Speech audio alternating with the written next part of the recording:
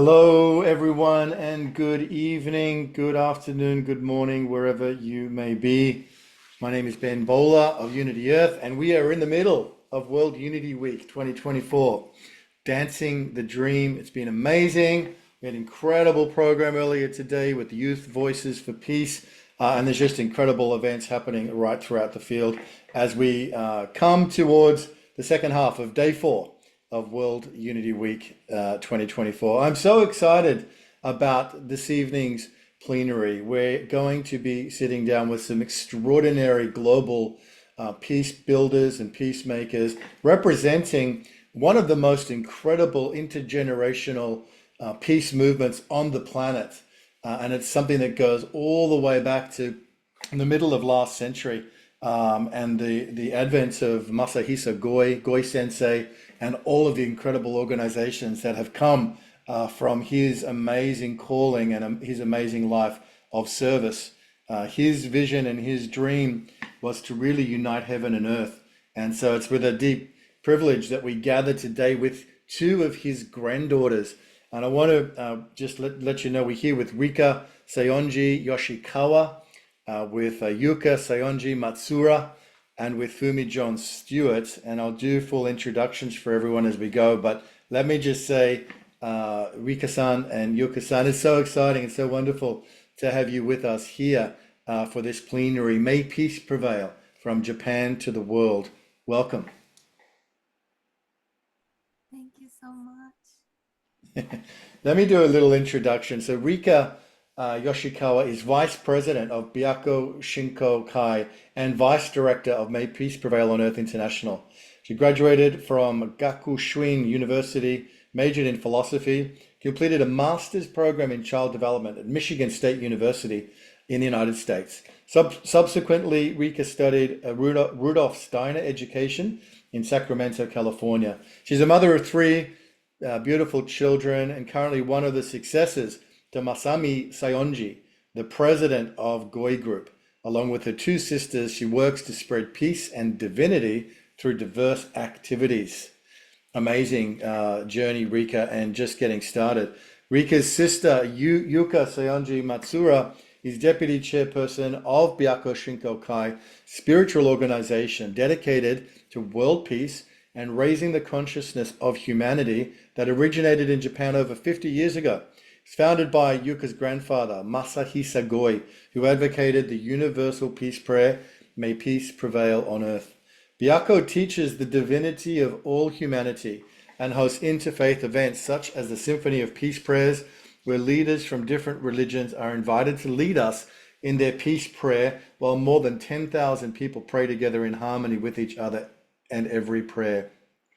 Yuka also works with the sister organization of Byakko, the Goi Peace Foundation. So, oh my goodness, I'm such an enormous fan of your work and your family's activities in the world. We have been having the peace polls and ceremonies in sacred places around the world for many, many years now, since we first met Fumi Johns, who we'll meet a little bit later on in Ethiopia. And before that, working very closely with Reverend Deborah Moldo, who represented World Peace and Prayer Society, was then at the United Nations for many, many years. So we have a deep, deep connection to your work. In 2019, I was fortunate enough to be in Tokyo, and thanks to Deborah's introduction, came to your offices and met all 3 of the sisters, including your older sister as well, Maki-san. And just it's amazing what is unfolding in the world thanks to you and your family. So I want to take some time today, Rika-san and Yuka-san, to understand the source of all of this. Goi Sensei, Masahisa Goi. I want to learn a little bit about his life and his calling and his mission, which continues to this day. Many people may be aware we're preparing in September for Peace Week, a Unity Earth and Partners delegation that is coming to Japan and that is co-hosted by your incredible organizations. And I want to thank you about that. We'll be talking a little bit about that. But really the deeper calling on this work, the spiritual dimensions of it. Rika-san, I'm going to go to you first. Tell us a little bit about your grandfather. Who was he and what was his spiritual calling in his life? Mm. Thank you so much, Ben, and all of you for joining us here today on live.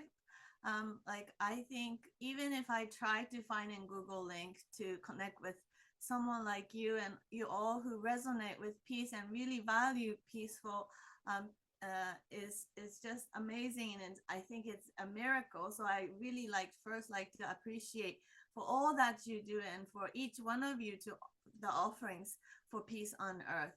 I think if my grandfather was here and listening to this call, he will be like very, probably he is right now, and he's probably with me, but he feels like, oh, you're doing a good job. You found a good friend who really spread peace and the heart of what I really desired. I really think he's smiling with me right now, watching me with this Zoom call, but I mean this live.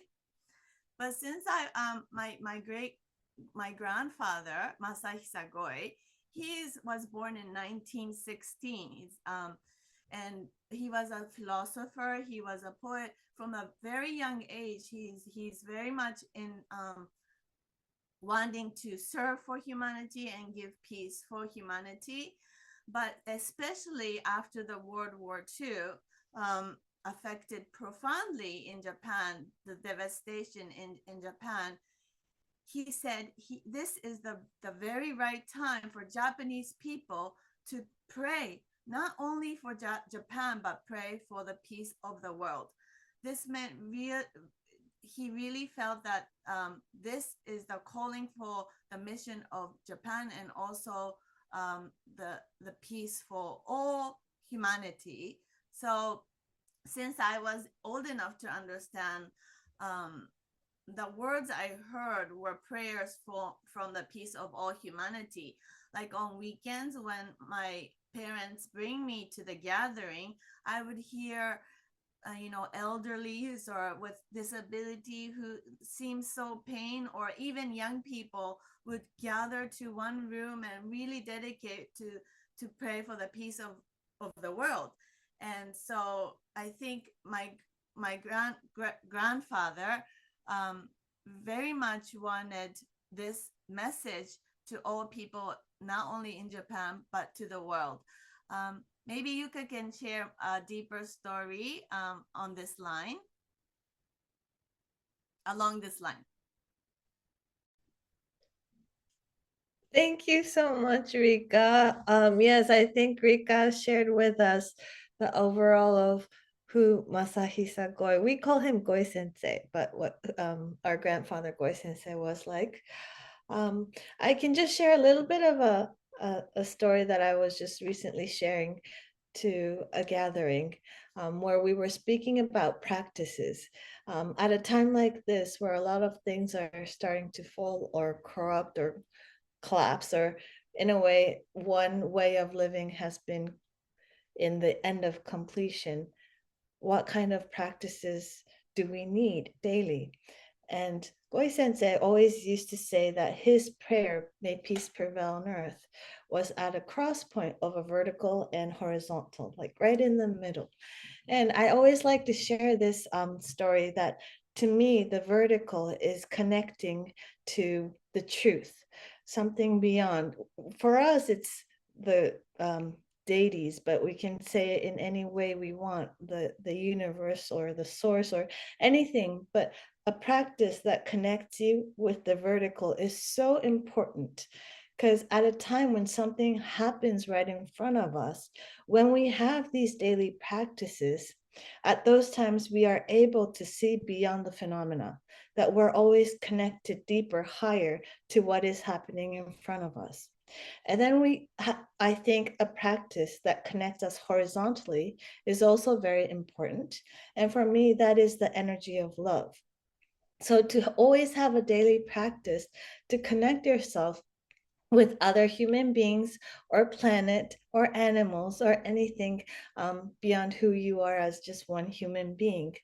And so when when you have these practices, when something happens, to me it was an earthquake in Japan, but when these things happen, if you have these daily practices, even at those times, you're able to think not only about yourself, but for others around you and for the planet and the earth and the animals.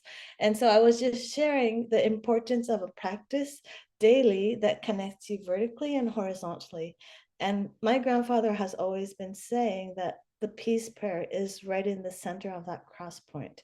And it's so true because when that has happened, when the radiation started and everyone was in chaos, all the members were always at the center where they were able to see beyond the phenomena, but also to care for each other beyond just yourself. And so I was just sharing a story like that as a practice and the example of what to us, what our grandfather's prayer means and has effect. So yeah, I just wanted to add that to Rika's story. Beautiful. Thank you, Yuka and Yuka-san. And just share with us a little bit. Share with us a little bit about who when your mother talks about your grandfather, or when you hear stories about his life or his journey, because he has a fascinating journey. He has a biography or an autobiography with his full story in it. But in terms of the essence of his teachings and his message, what are some of the stories that come down to you from your mum about growing up with Goi Sensei? And can you share anything that might help people watching this either live or later on demand connect with his essence and who he was as a man and as a being? There's some stories about your grandfather. Can I invite you to share some of those? Rika, do you want to start? You can start. Okay, so two stories come up to mind. One is in Japan, we always have, a lot of us as a tradition, have this ritual to put our hands together and say itadakimasu. And that's like a reminder to send gratitude to the food and to honor the life that we're given in front of us. And so itadakimasu is really an important thing. But I remember one story that Goi Sensei said, because I don't remember clearly, but he didn't do itadakimasu. And so someone was asking him, don't you do itadakimasu? But then he was saying, if you're living your life as itadakimasu every day, every single time of the moment, this is just a reminder. And so in the end, you don't even need any practices anymore. And I remember that story very much. And I think another story that reminds me of him is I was born like 6 months before he was born, so I have no concrete memory of him. But I do hear this story of in Japan, we have a tradition also to bow for each other when we say goodbye. But his bow would be the most deepest bow amongst anyone. Whenever he's speaking to a, a, a student or anyone who's coming to him, whether it's a young boy or child, he would be always bowing down the most deepest. And I see his humbleness in that. And I see the way he saw each other. We always say the divine spark, but um, so what I'm trying to say is it's not the practices, but the beingness of him. Is exactly what he has spoken about. And that's the image, at least I have, of my grandfather. So for me, as I told you just a few minutes ago, like that, I grew up listening to the prayers, "May peace prevail on earth," from from from my environment, from my family, from the community that I joined. So for me, it's just normal life for me to pray for the peace of the world, and to me, this was what everyone was doing. Living meant striving for world peace and praying for it.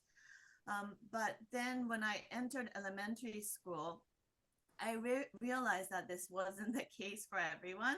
I discovered there are people who don't believe in higher beings or guardian deities and guardian spirits, and those who think that praying is meaningless. So confronting this reality for the first time was like a big separation between the world and me.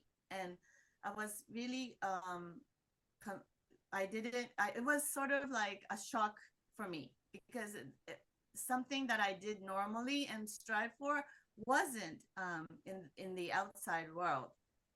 So until I entered elementary school, I truly believed this world was a wonderful and beautiful place where everyone, believed peace and prayed for peace. But after entering school, I remember feeling like that I shouldn't say these things. That there's right things to say and not right things to say, and I kind of kept it. I started to keep it inside me and not really talk about the prayer or what my grandmother taught me, but my Goisen says teaching. But I never ever in my life, even in the toughest time of my teenage years, what my grandfather Goisen said have always talked about, which is our true nature.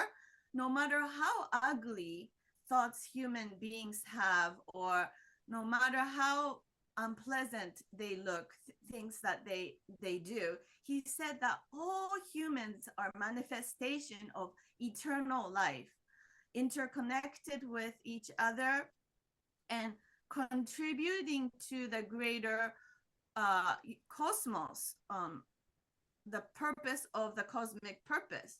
So each one of them have a purpose, but he's saying they have forgotten that. So I remember him saying, continue praying for, even though, they don't agree, you keep quietly, even if it's in your mind, quietly keep praying on this message. And that was the strongest message. I never doubted, even my friends or teachers or denied it. I kept this message always inside me, and I trusted it. And he really said it's this simple prayer, one line: may peace prevail on earth. It's not just peace on your happiness of your life, happiness of your family's life, but may peace prevail on earth. I think that's the alignment through prayer, which connects to overcoming the conflicts and serving for the bigger purpose. So he really felt this one line of prayer is connected to the universe, even the cosmos. This alignment is the message that the vibration really connects us to our true nature. So I never forgot this throughout my life. And now I'm starting to see this people understanding this message and resonating with this message: may peace prevail on earth. And miraculous things happen when you keep praying for this message. And this is the power, I think, of Goisensei's teaching. Wow, Rika, thank you so much. Thank you so much. There's such deep wisdom and truth in what you both have shared here.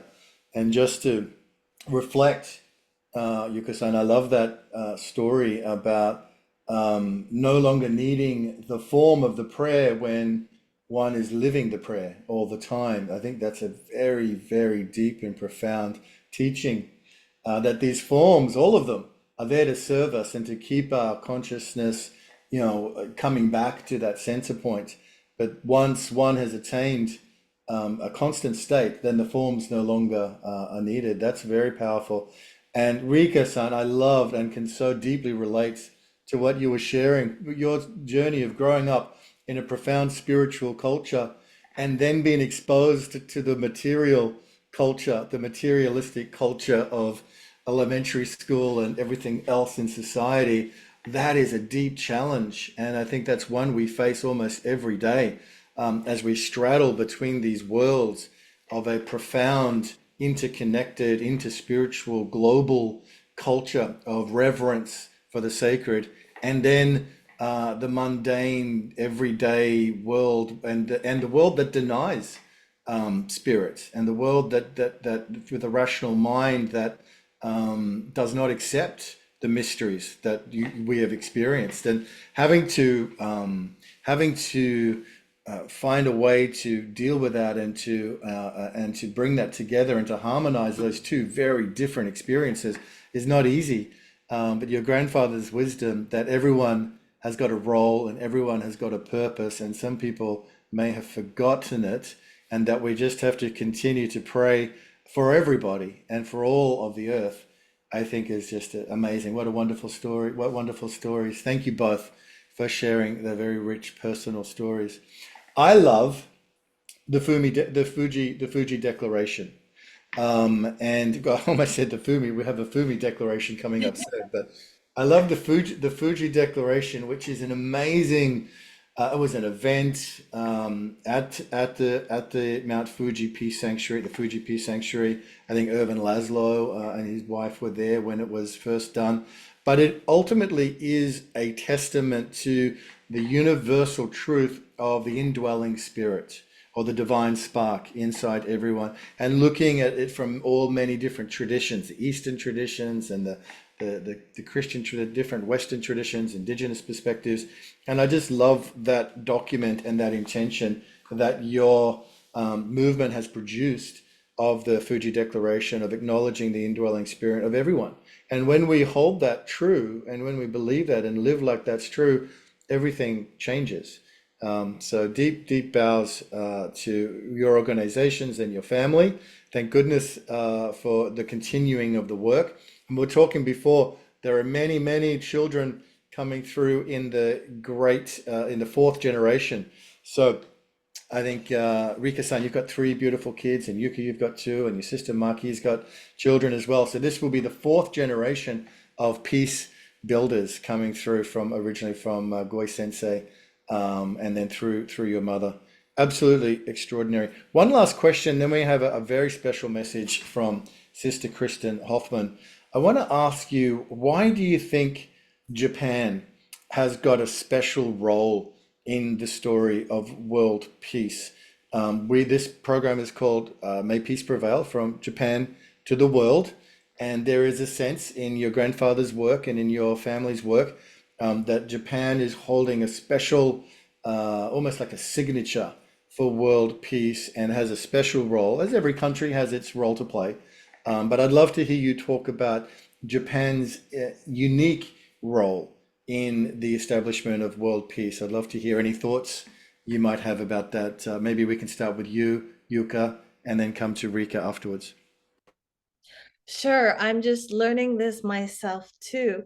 But for example, the first Japanese constitution was made in the years 600s by a man named Shotoku Taishi.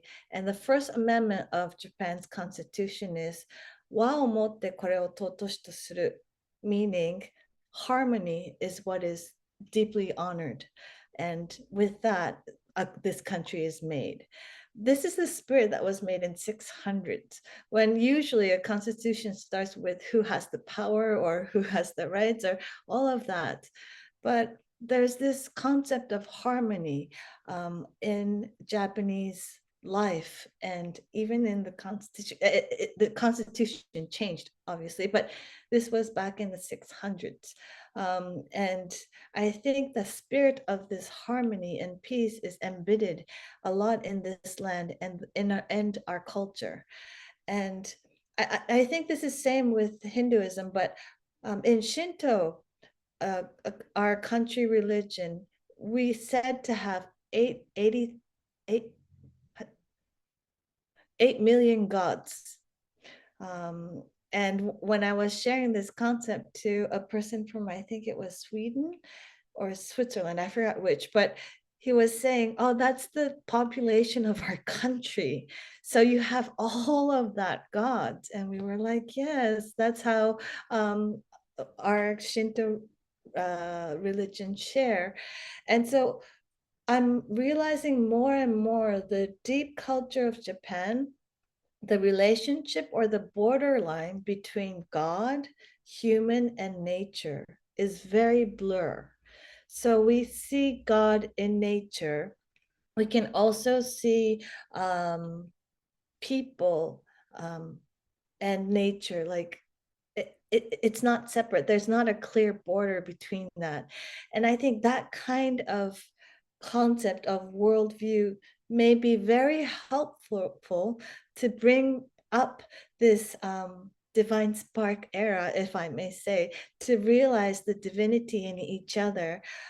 There is this deep culture in Japan that already has that energy within the culture, within each other. A lot of Japanese people have forgotten about it too, but that's how I see the power of Japan has in this age or time. And I also want to share that this is a quote from my grandfather, and says that to live believing you were born from God, that itself is prayer. Or that the you who is praying now for world peace is directly linked with the divine. So the God, people, and nature, and to see that all together through a prayer or through lifestyle, I think that has a lot of a key that Japan can offer to the world now. So that's my understanding. Thank you. Just one thing to add. You know, as you say, the rising sun. Japan has the rising sun, and the Japanese flag is that there's a sun, sort of like a red circle. That's a sun in the middle, and that symbolizes, as Go Sensei talk about, where spirit reside. Hinomoto in Japanese means spirit, and it's a spirit, the original spirit. The sun symbolizes the spiritual nature that arises. So even in the flag, it shows we really, in the deep inside, we really embrace the spiritual nature, really harmonizing with, like what Yuka said, harmonizing with nature, harmonizing with the people that came from outside, like you know, when in Shintoism it was the basic belief, the animism, where gods resides in every corner. But when Buddhism came in from China, we really harmonized with Buddhism also, and we have a ability, like we have a nature which want to harmonize with other culture or nature. So this is the spiritual nature that Japanese people have. And also geographically speaking, we are surrounded by ocean and we have many mountains. So we're so blessed with all these abundant natural resources. So human beings never really needed to fight over things. So, but of course, the history, there's a long history where we started fighting wars. But in as a Japanese flag showed, that we really try to see that sun as a spirit of humanity. Wow. Wow. I love the richness of those answers. Rika-san, thank you. So eloquent. And Yuka, thank you so much. Beautiful, beautiful expressions. Land of the rising sun. You can feel it. You can feel the energy. And we're going to be talking a little bit about the pilgrimage in Japan coming in September. And everyone's invited. You can join us. And we'll be sharing a little bit about that. In fact, the inspiration for that came from a visit to the Lake Shrine in Los Angeles. And we'll hear, funnily enough, we'll hear Kristen Hoffman talking about that. I love, Yuka, what you said as well about the conjunction of God, humanity, and nature, and the unity of these three things in Japanese spiritual traditions. And then Rika bringing in the mountains and the ocean and the island and just the geography. So it's a conjunction again of geography and culture maybe another dimension, the mystery of it all, the mystical dimension as well. So with that, it's with a profound sense of joy and gratitude that we begin the journey towards you in Japan this September with the Unity Earth delegation, and many of whom are here today, and perhaps we'll hear from a little later. So this came from a profoundly mystical revelation at the Lake Shrine, which is a property of Yogananda in Los Angeles. So let's hear Kristen. I'll do a brief introduction to Kristen, who's made this video just yesterday for us. But Kristen Hoffman is known to many of the community, but Kristen is a Juilliard-trained singer, conscious musician, and producer. She's the vocalist for the international group Balagaya, and she's a strong advocate for all of this peace work. I'm just having some trouble with my back-end Google here. So let's go ahead, Mark. Let's play the video of Kristen Hoffman. Thank you. Hello, Kristen Hoffman here. I'm here today with the great honor of speaking about one of my favorite places on this planet, Mount Fuji, and specifically Mount Fuji Sanctuary. This incredible acupuncture point in the heart of Japan is a lovingly cultivated space of peace, which acts as a beacon for peace that ripples out across this beloved Mother Earth. Being there in person is an experience that I can't even express in words. It is otherworldly. It is a place that holds the sacred encoding of peace now on this planet. We are so lucky that we are being called together to Mount Fuji Sanctuary this coming September. Mount Fuji Sanctuary is the birthplace of the peace poles that are all over the planet, the May Peace Prevail on Earth peace poles, which hold this mantra of peace for so many millions of people around the earth. And we're going to be tuning in to this mantra, may peace prevail on earth, as we gather in circle, in song, in prayer, in meditation. Last year, we were in LA, Unity Earth. We had just played a show, and the following day we went to Yogananda Ashram, the Lake Shrine. We were just finishing a beautiful meditation in an indoor space, and as a group we began to slowly... It looks like we've lost volume there. I'm going to come back in. They're going to check that as Kristen was talking. What a beautiful video talking about the essence of Mount Fuji. So we'll go back. What we might do is bring in Fumi now, and then we'll come back to Kristen's video a little bit later.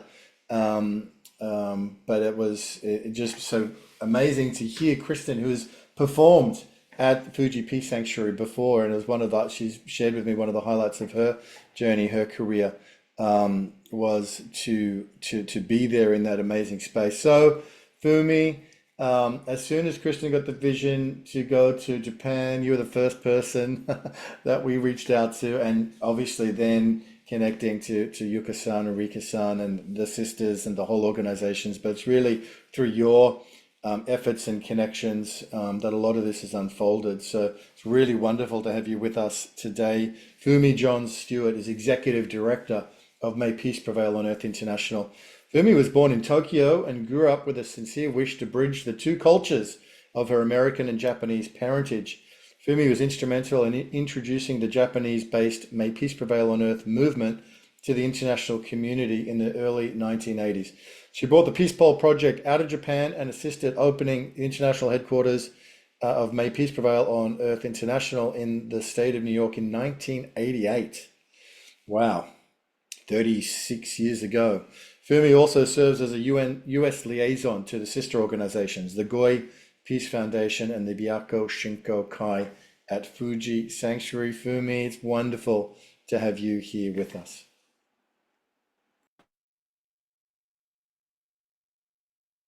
you just want to maybe get your microphone on.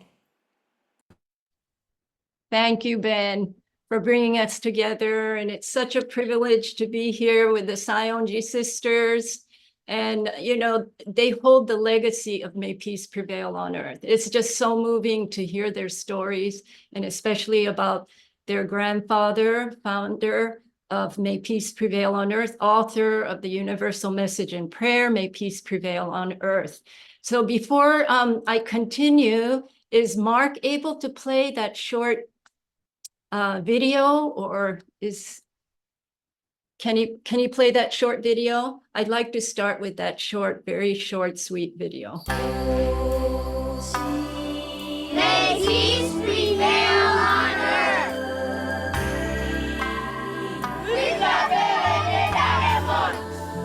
Iatsuma upele file mu ile lalo langi.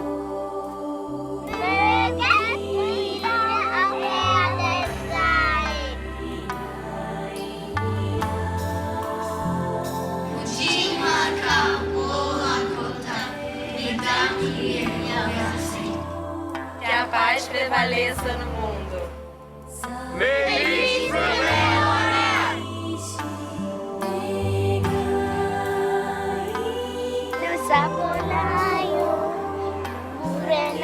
We don't want any violence. May peace prevail on earth. May their wish be your wish.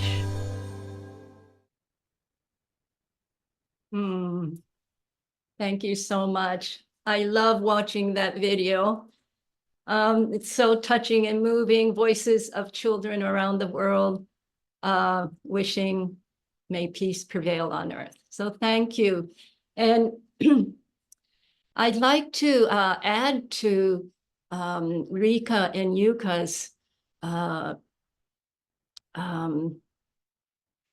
about explanation, sharing about Masahisa Goi, because we're here, May Peace Prevail on Earth International, Byakko Shinko Kai, Goi's Peace Foundation, we're all connected through the message, May Peace Prevail on Earth. This is the message that brings us together. And this Japanese message you can see here on the peaceful, the Japanese characters have a very, very, very deep meaning, and it goes beyond just the earth. May peace prevail on earth. It's not just confined to peace on earth. It talks about all the worlds of sentient beings, all the worlds of the kingdom of all living things, north, south, east, west, above and below. So the translation, May Peace Prevail on Earth, is very simplified, but when we say Sekai Jinrui ga heiwa de arimasu yoni, it really is multidimensional and very cosmic. It goes, the vibration goes not just here, surround the earth, but it goes out to the universe. There's a Japanese saying or word that says kotodama, and it means that words have power. Words have power. And so may peace prevail on earth, I believe has a lot of power. And when Masahisa Goi, after the bombings of Hiroshima and Nagasaki, which affected his life and his spiritual life and practice greatly, he went into deep meditation and prayer and spiritual training after World War II, and he received the message, May Peace Prevail on Earth from the divine world, and was asked to spread this message to prepare for the new earth to come. And he, you know, that all the deities, many of the deities and masters and guardians and angels and cosmic beings of the higher worlds will assist through this prayer to release a huge vibration of harmony throughout the planet, to really prepare us to become divine beings.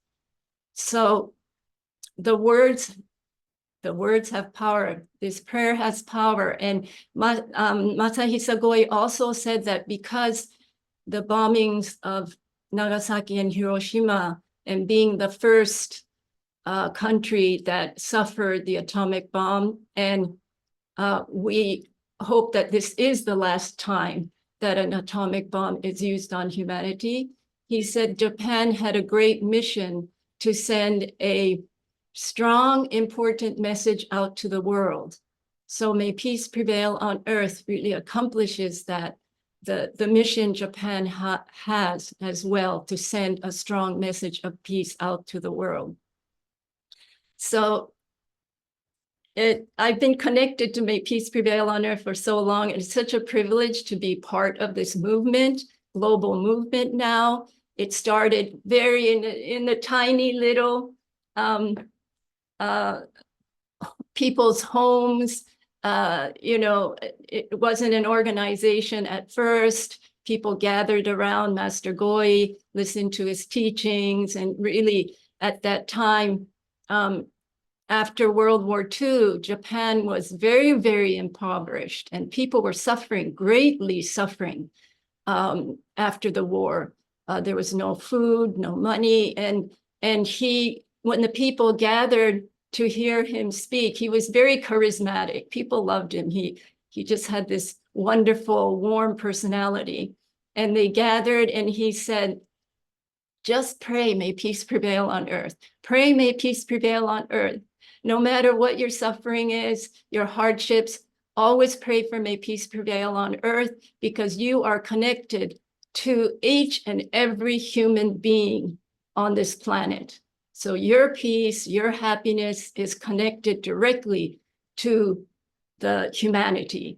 And so he taught people to pray for world peace. And now the May Peace Prevail on Earth is a global message, prayer for peace, embraced by people around the world. In the past over 70 years now, that May Peace Prevail on Earth has traveled around the world and has been written on peace poles, which has been planted on every continent, tens of thousands of peace poles now that release this wonderful vibration of love out to the world and transforming our thought forms to harmony, peace, and really forgiveness as well. So that's my little introduction to May Peace Prevail on Earth, Ben. And Oh no, everyone. that's amazing for me. Thank you so much. Love the history and going back there to the early days when people would gather around Goi Sensei and how things began organically, and then from that to now a global organization. And Fumi, there's so many rich blessings that the Goi Peace Foundation and Byako Shinko Kai and May Peace Prevail on Earth International bestow upon the world. We met in the African Union for U-Day 2018 in Ethiopia when Ambassador Musi had brought you in, and we had 100+ African school children waving the flags of every nation on earth, and the flag ceremony. Did you want to just say a little bit about the flag ceremony and about each nation? Because there's the May Peace Prevail on Earth prayer for me, but there's also the prayer for every nation, and it might be just to bring that in for a minute or two would be wonderful. Oh, I would love to. So the World Peace Prayer ceremony started in 1983 by Yuka and Rika's mother as a way to focus divine energy and send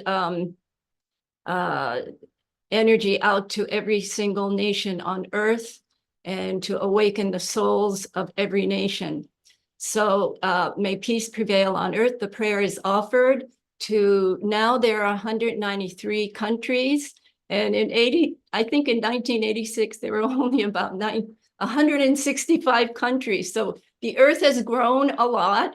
And it's a very, how would you say, inclusive group work where everyone recites the prayer in unison and sends love out to the world. Very, very beautiful.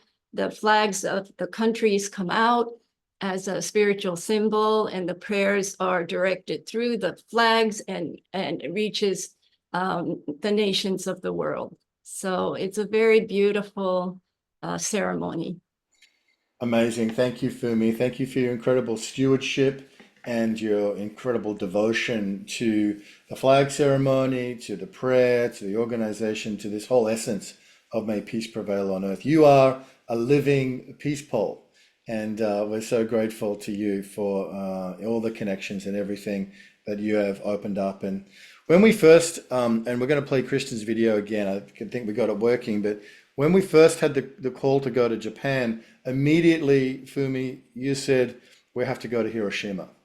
And, you know, from there, the shape of U-Day 2024, Peace Week in Japan took shape, that we would do a couple of days in Tokyo. Of course, the Tokyo Convergence, which is a strategic meeting of many groups, organizations, institutes coming together to determine how we can organize more effectively as a global peace movement. It's about rolling up our sleeves and really going to work to find out ways we can share better, connect better, coordinate better, communicate better, become a stronger system of influence on the planet. That's exciting. Then we go down to Mount Fuji for the spiritual heart of the program, which you'll hear Kristen talk a little bit more about in the video, but that 3 days of ceremony and mudras and silence and sacred music, it's going to be so replenishing. And then get the bullet train down to Hiroshima for the big global broadcast anchored from Hiroshima and around the world, Saturday night and Sunday morning at the Peace Park. That was your inspiration, Fumi.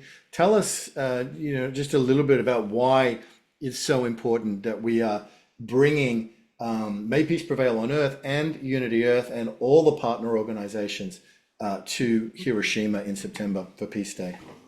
Well, it's the 99th day, the 99 days of peace, 99th day. And it's also the International Day of Peace weekend. And the fact that May Peace Prevail on Earth is very much connected to the experience of the atomic bomb falling on Japan, and the whole movement started influenced by that historical event. So with all of that in my mind, and also I think Hiroshima is a symbol of forgiveness and reconciliation as well. And that also ties into the peace and unity, Unity Earth. It's just a very it's a very important portal that all peacemakers and peace builders, I wish, they have an experience to visit Hiroshima, the museum and the history, and really unite so that this history will not be repeated. And it's really our mission to know the history and be able to change, the future. Beautiful. I love that, Fumi. Well, so eloquently expressed, and we can feel the deep resonance of this pilgrimage to Hiroshima. And thanks to Yuka-san and to Rika-san and Maki-san and all the team that are pulling it together, it's going to be an extraordinary culmination. And as you say, it's the 99th day of Peace Through Unity. It's the International Day of Peace. It's the 40th anniversary of the first big celebration in San Francisco, where Pathways to Peace and our friends will be having a major event in San Francisco. There are many other things that are happening that day. It's a super convergence in the field. It's a culmination of a 12-year cycle that began at the ending of the Mayan calendar. It's a 40-year cycle. It's the 20th anniversary of the 11 Days of Global Unity. It's all coming together in one extraordinary month. Yes, and I forgot to mention, Ben, it's the 80th year since the dropping of the bomb. So it's a big anniversary. Big, big, big. So that global broadcast, Unite for Peace, will be anchored from Hiroshima and around the world. So let's play the video from Kristen. Then we want to come back to Rika-san and Yuka-san and maybe have a little Q&A session. But let's hear from, thank you, Fumi. That was wonderful. Let's hear from Kristen. Hello. Kristen Hoffman here. I'm here today with the great honor of speaking about one of my favorite places on this planet, Mount Fuji, and specifically Mount Fuji Sanctuary. This incredible acupuncture point in the heart of Japan is a lovingly cultivated space of peace, which acts as a beacon for peace that ripples out across this beloved Mother Earth. Being there in person is an experience that I can't even express in words. It is otherworldly. It is a place that holds the sacred encoding of peace now on this planet. We are so lucky that we are being called together to Mount Fuji Sanctuary this coming September. Mount Fuji Sanctuary is the birthplace of the peace poles that are all over the planet, the May Peace Prevail on Earth peace poles, which hold this mantra of peace for so many millions of people around the earth. And we're going to be tuning in to this mantra, may peace prevail on earth, as we gather in circle, in song, in prayer, in meditation. Last year, we were in LA, Unity Earth. We had just played a show, and the following day we went to Yogananda Ashram, the lake shrine. We were just finishing a beautiful meditation in an indoor space, and as a group we began to slowly walk around the lake of the lake shrine. And suddenly, as if the mists parted, I felt a full body, visceral vision of many of us gathering at Mount Fuji Sanctuary in deep reverence and peace. It was so profound that I immediately shared this vision with Ben, and I was so excited. It was as if I was seeing a glimpse, a mystical glimpse of the future right then and there. And in Ben's amazing style, not only did he receive this as a vision, but he called me about 2 weeks later and he said, Kristen, this vision is actually turning into a reality. We are going to do this. We are feeling the call, and we will be gathering for an epic U-Day celebration at Mount Fuji Sanctuary this September. This is going to come true. So my heart is just overflowing with joy to know that so many of us are about to feel and answer this call and literally go to be together this September at Mount Fuji Sanctuary. And if you can't be there in person, please know we're going to be tuning in via the cosmic heart phones that we all have. We're just going to tune in, whether you're meditating at home or in prayer. Just know that we're going to be there and you can tune in with us. And our goal is to really just continue the seeding of peace that has been held so lovingly in that space for so many years through the Goi Peace Foundation and the Saionji Family and May Peace Prevail on Earth. And now Unity Earth has this opportunity to join with these caretakers, these gardeners of peace, and really amplify that beautiful harmony to new levels at this very important time on our planet Earth. So please join us. Thank you for letting me share this beautiful story, and I couldn't be more thrilled than to see this particular vision turning into a reality. Love, gratitude, and blessings.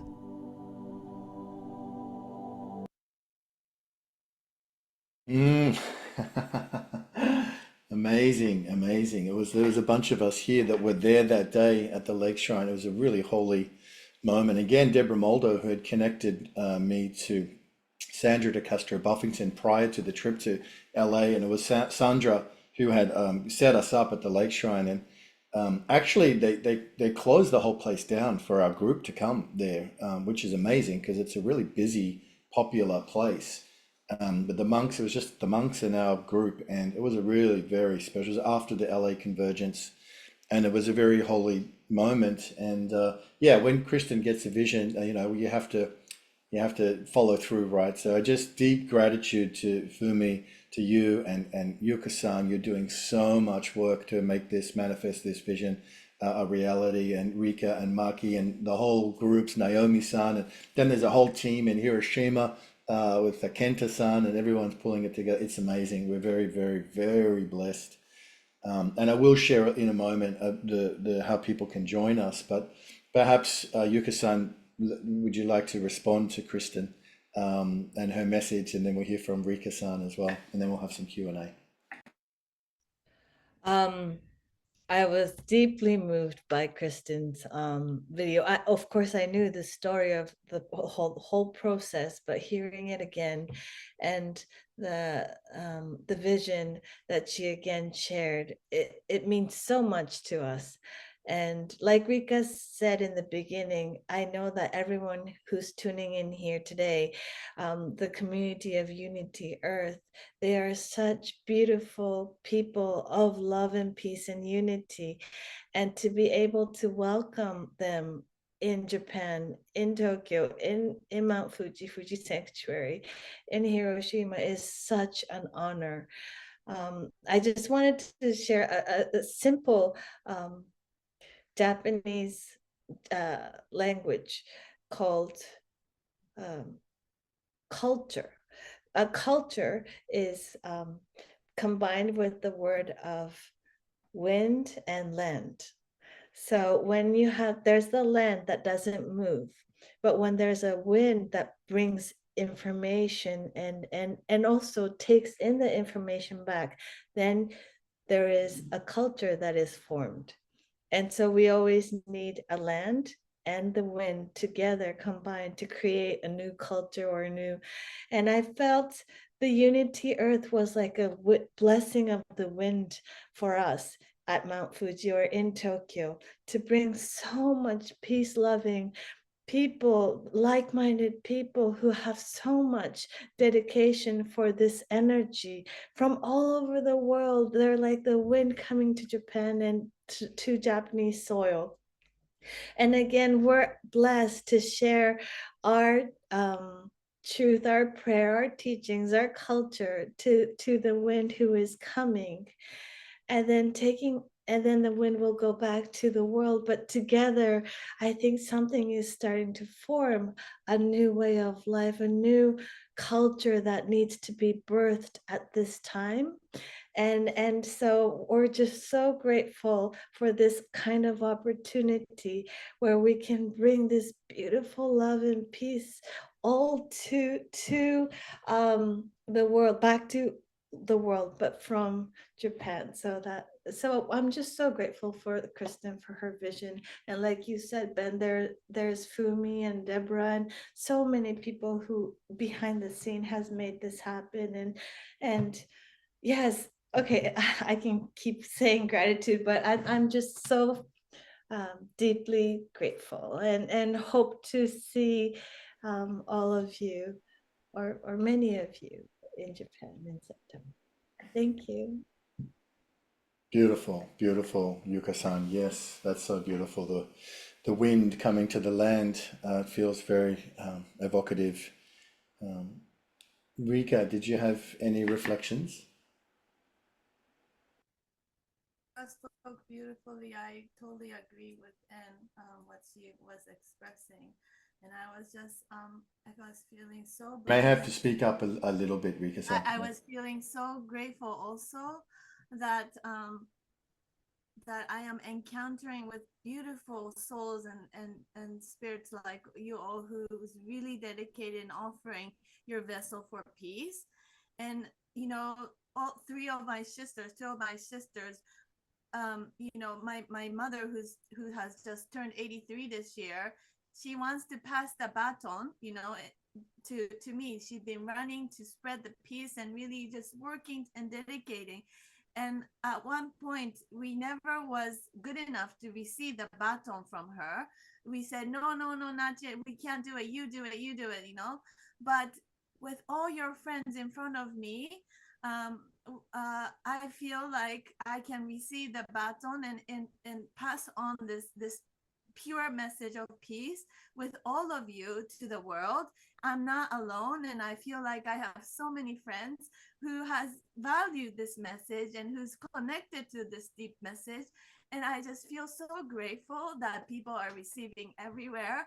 And now I feel like I want to thank my mother, and also, you know, I with two of my other sister inherit and receive the baton that my mother has been carrying, and she's healthy, and she's, you know, keep going.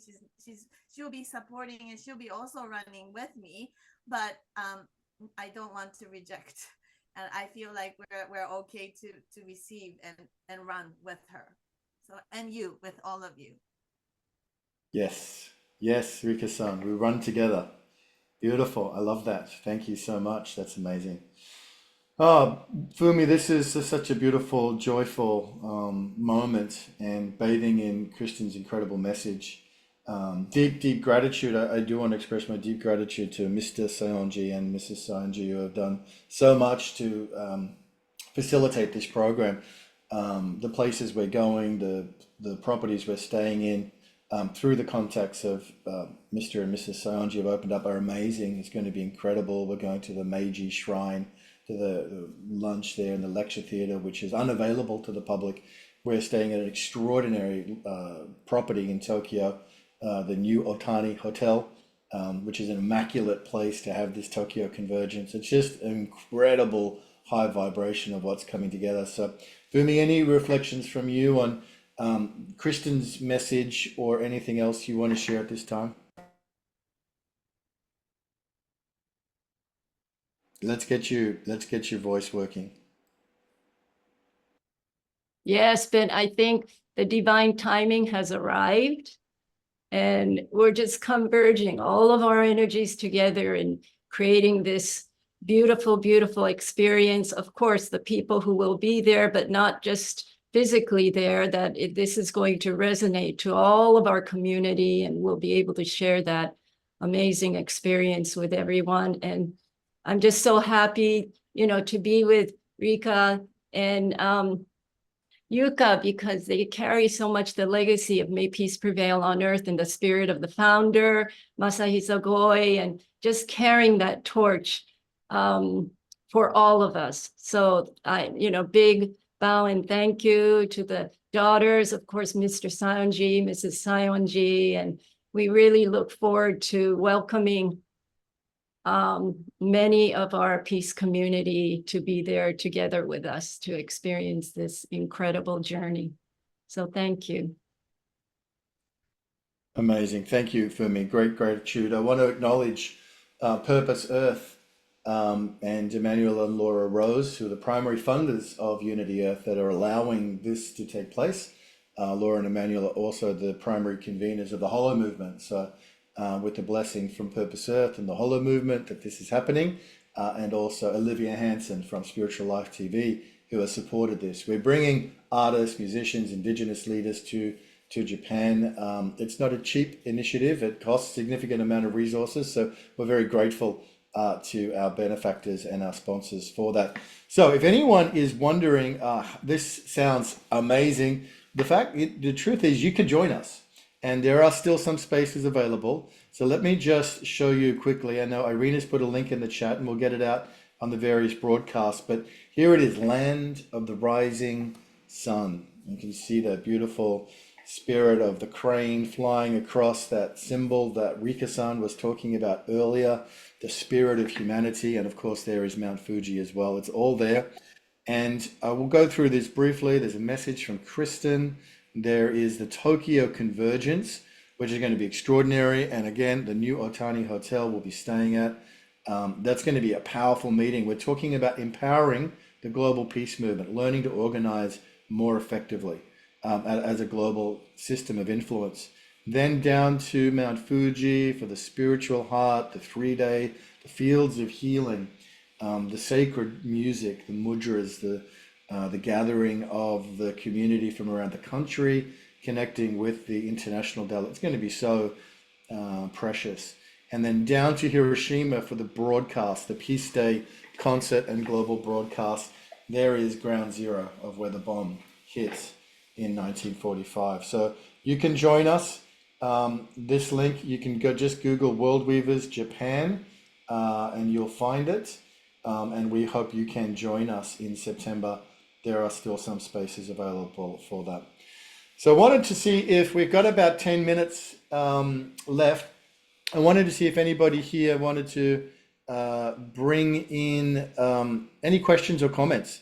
So I'm not sure if somebody's saying that wasn't working. Sorry. But I wonder if anybody's got any questions or comments. We've got a bunch of people here who are going to be with us in Japan. I see there's Becky and Dana and Brian and Lisa and my mom and a whole bunch of other people. We're hoping Adriana Alvarez, there's Dot Mava, there's a whole bunch of Irina Morrison. There's a bunch of people in here who are going to be with us.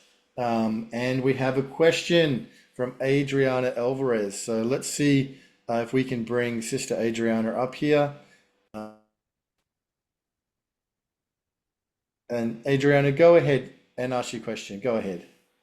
Thank you so much, beloved relatives. I am so expanded in my heart to be able to connect with this beautiful spirit of the rising sun through these beautiful, young, and wonderful women that are leading these peace movement after their heritage, this rich heritage of Goi Sensei, that I apologize if I'm not pronouncing correctly, because my whole heart expands just to feel the spirit of your grandfather, who left this legacy for the whole world, not only for Japan.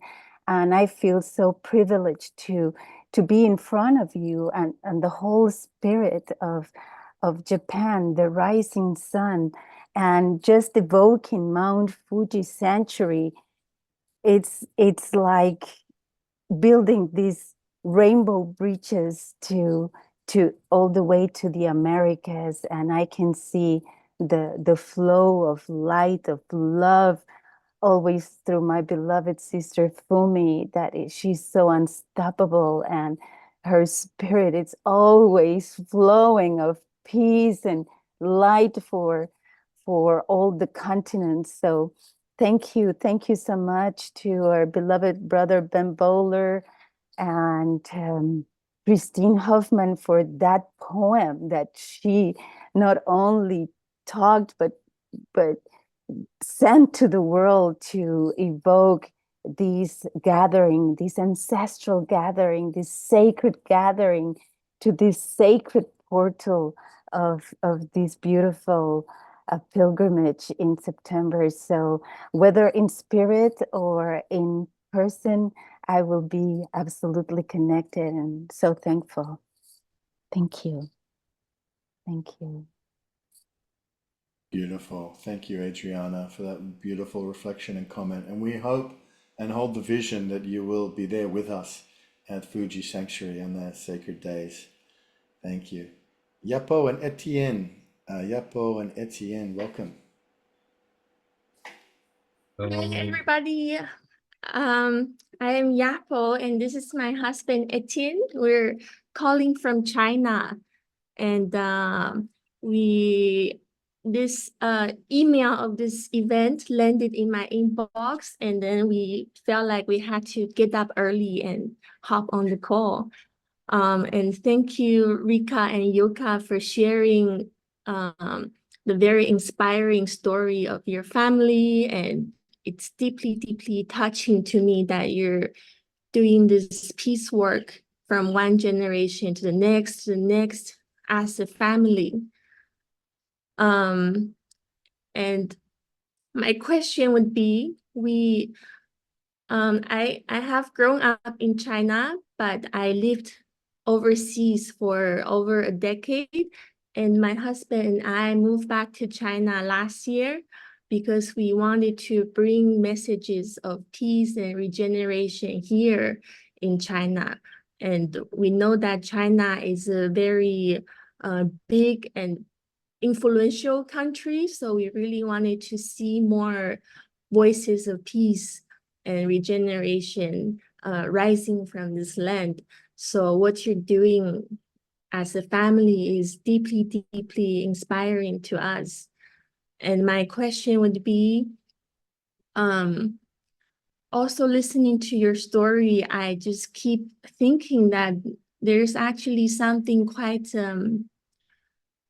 complicated and fragile between China and Japan. Like we have certain narrative and our perceived history that's kept us kind of apart and like almost in opposition. So I wonder, what are your views on like if we have some future opportunities to come back closer and to like unite our intentions of peace and regeneration for Earth. So that's my question. Thank you.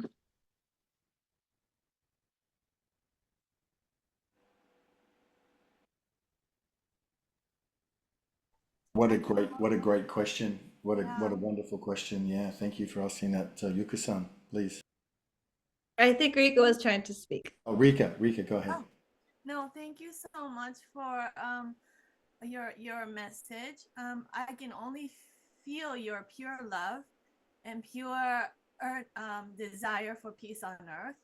And I think like there's no border, there's no walls between anything. It's just that we decided politically we have like, you know, all these things going on, but like just us speaking and hearing your voice, I can just feel only love and desire of interconnected and connection for peace. And this feeling of love to each other, respect for each other, it has to come up from us, it's each individual, I truly believe. So like when I speak to you, like I really have more interest and want to know about your country, your culture, and exchange from the deeper end of my being. And so I have no separation. So I really feel like to keep doing these kind of work is essential, like eventually connects or even abolish the wall between each country and become one as a earthian beings. So I really feel that just being you is just so precious, and thank you so much for your message. So let's try to keep praying for each country and for our beings. Yeah. Thank you so much. Yeah, and just to add, like likewise what Rika exactly said, we feel so much of your beautiful energy and your intention and your willingness to create peace in China. And I respect you both so much, and what a beautiful and such an important work that you're doing and going back to China from last year. And if there's anything that we can do to help support or your work, please let us know anytime.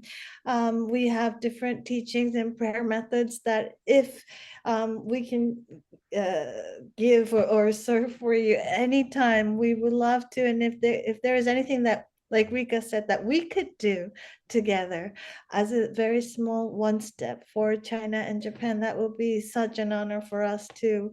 And please know that you have thousands of people here in Japan always praying for China and writing prayer of peace for China in Chinese and in Chinese language, and that you have like a family or tribe, or I don't know how to say it, that really wants to support and further your work together. So thank you so much. Amazing. This is so beautiful. Thank you, Yapo and Etienne. Did you want to respond to that? Yapo? Please do. I could see you leaning in. Thank you. Thank you so much, Rika and Yuka. I feel very warm and moved. And we would love to get in touch because we're actually creating these musical campaigns called Songs for Peace from China, where we get a group of people to come and we sing together about taking peaceful steps upon the earth. And we're actually going to be spreading those music videos that's made in China and from the heart of China. So we would love to get connected and see how we can work together.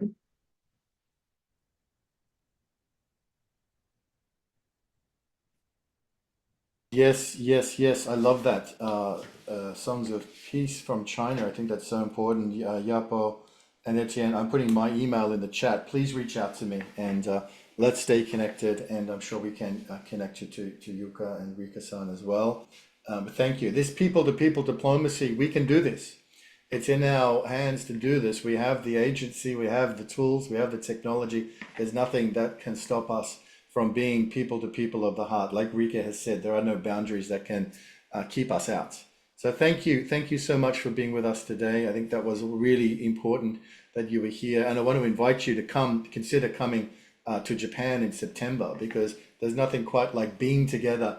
Bring the songs of peace from China to Japan.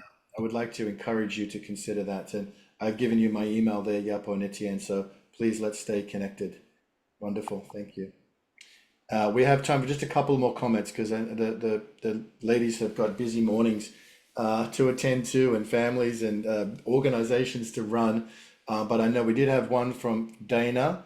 Dana had her hand up, and I believe that also Dimple Ray, and then last word will be with Dot Maver. So Dana, go ahead. Aloha. Yes, it was so beautiful and inspiring to be part of this presentation and to hear your perspectives, ladies. I really resonate with so much of what you shared about the divine connection as the vertical and the expression of love as the horizontal, and the divine spark within us as our connection to source. And I'm just inspired to learn more about your grandfather and to look him up and learn more about him, because I believe I resonate very much with his essence and with his message and with the message that you are continuing to promote. And I just want to say, as part of this this birth of the Peace Week pilgrimage, I feel like I've been part of it from the very beginning, because I was there in that moment at Lake Shrine when Kristen had the idea. And I remember seeing Ben and Kristen talking by the lakeside in a very focused conversation. And that might have even been the moment when that vision was born. And now it's my vision to be part of this, to join you in Japan. And as you can see, I have Mount Fuji in my background because my vision is to be there. And in particular, I do work with sacred sound. I use my voice as a conduit for divine energies, and I create what I call sacred sound infusions.